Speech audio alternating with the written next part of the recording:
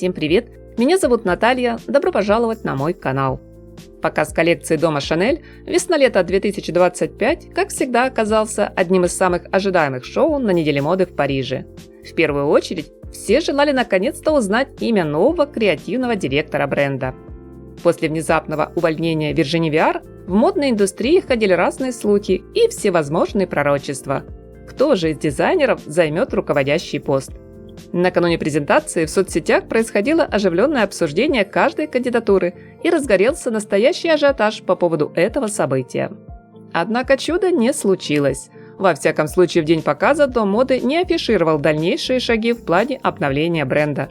Даже напротив, президент фэшн-направления заявил: «У Шанель уже есть мощный продукт, и мы не будем превращать это в чистый лист». Что касается ведущего дизайнера, Бруно Павловский добавил: «Нам нужен именно тот, кто увлечен брендом в его нынешнем виде и хочет перенести его в будущее». Я так полагаю, мои дорогие зрители, что на самом деле личность возможного креативного директора не так уж и важна. Кем бы он ни был, нам с вами вряд ли стоит ожидать, скажем так, возрождения стиля Шанель. Чему есть, на мой взгляд, две основные причины. Первая – время не остановить.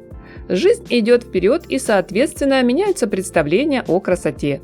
Всем нам сейчас одеваться ровно так, как одевались женщины в эпоху Габриэль, уже как минимум не функционально и не актуально. У нас теперь другие запросы. Хотя Виржини Виар как-то удавалось органично смешивать в образах носибельное ретро и современные тенденции. Причина вторая – наивно и смешно надеяться, что прошлый кутюрье способен лучше воплотить дух Шанель, чем модельер, отдавший дому более 30 лет своей жизни и профессиональной деятельности. Любой вновь назначенный ведущий дизайнер при всей очевидной гениальности будет ломать и перестраивать модный дом под себя, но не возрождать прежнюю Шанель. Так всегда было в фэшн-индустрии и так будет. Я не знаю, друзья, изменилось ли креативное руководство компании на момент просмотра вами данного ролика, поэтому эту тему мы обсудим в одном из следующих видео. А сейчас давайте вернемся непосредственно к самой коллекции, ставшей общим результатом работы всей творческой команды Шанель.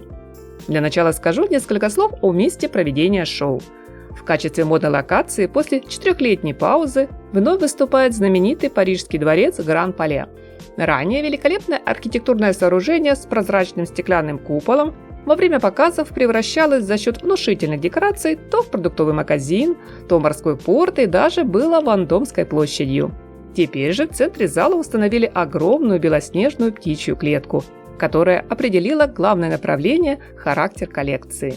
Ведь основная идея – это стремление к свободе и смелость, позволяющие женщине отказаться от жестких границ, установленных обществом. Каждая из нас имеет полное право выпорхнуть из клетки и отправиться по жизни в полет легко и независимо. Подобное оформление пространства напомнило о рекламной кампании аромата Коко 1991 с Ванессой Паради в главной роли. Сегодня ее место птички в клетке заняла Райли Кио. Что касается модного гардероба, фундаментальную позицию традиционно захватил твид. Элегантные женственные двойки из жакета и юбки сменяли на подиуме более дерзкие комплекты, где в качестве низа выступали шорты, либо короткие, либо более длинные, но с высокими разрезами. В дуэте с ними можно увидеть твидовые жакеты или куртки, похожие на бомберы с объемными пушистыми воротниками из перьев. К слову, перьевой декор и в том числе его имитация с помощью тонких воздушных фактур стали ключевым элементом коллекции. Что неудивительно, ведь основная тема связана с птицами. Теперь перьевая отделка появилась как на одежде, так и на аксессуарах. А еще это аппликация стразами на синем дениме, яркий рисунок по ткани и украшения в форме пера или птички. Правда, здесь не забыли и о главном символе бренда – камелии. Легендарный цветок встречается в новой коллекции в виде текстильных брошей либо пышных бутонов на солнцезащитных очках. Последнее решение, как по мне, смотрится откровенно спорно. Часть нарядов украшает бархатная черная лента, завязанная в аккуратный бант. Своеобразным символом эпохи Шанель можно смело добавить накидки, которые мы наблюдали уже в прошлых линейках. Сочетание шелкового муслина и твида выглядит неплохо, особенно в платьях-кейпах. А вот накидки в паре с денимом, возможно, и дают отсылку к популярному стилю бохо, но многие зрители такое решение назвали каким-то нелепым. Зато по высокому баллу оценили наряды в клетку, цветную полоску и вязаные ансамбли. Все они порадовали приятной и вкусной цветовой гаммой. Так что, друзья, у вас обязательно найдется повод, на чем задержать взгляд при дальнейшем просмотре коллекции. Ассортимент сумок оказался довольно разнообразный. Это привычные стёканые и листвида, среди которых помимо кроссбоди представлены рюкзаки, шоперы, сумки-мешки и портфели. Есть роскошные версии сумки клатч, хоба из сетки и несколько оригинальных аксессуаров в форме птичьей клетки. В основе обувного ряда доминируют модели на широкой платформе в носочной части и пусть на высоком, но устойчивом каблуке. А теперь, друзья, попробуем подвести итоги. Несмотря на отсутствие единого креативного руководства, модный показ Chanel прошел с успехом и завершился благодарными аплодисментами зрителей.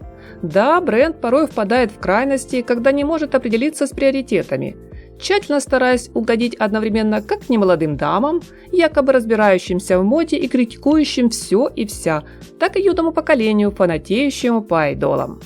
Тем не менее, коллекция весна-лето 2025 получилась достойное внимания.